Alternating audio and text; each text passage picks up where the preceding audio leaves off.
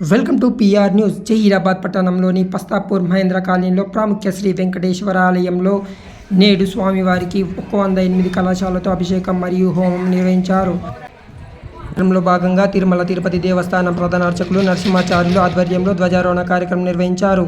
సంతానం లేని శ్రీమూర్తులకు గరుడ ప్రసాదాన్ని ఇవ్వడం జరిగింది. మధ్యాహ్నం అన్నదాన కార్యక్రమం నిర్వహించారు. ఈ కార్యక్రమంలో అధ్యక్షుడు నరసింహారెడ్డి, వీరస్వామి, జేఎస్ నాయుడు, చంద్రశేఖర్ రెడ్డి, టీవైజేఎఫ్ జహీరాబాద్ అధ్యక్షుడు జ్ఞాన్ రెడ్డి, నరసింహారెడ్డి, సాయిరెడ్డి, విఠలరెడ్డి, ఉమామేశ్వర్ తదితరులు పాల్గొన్నారు.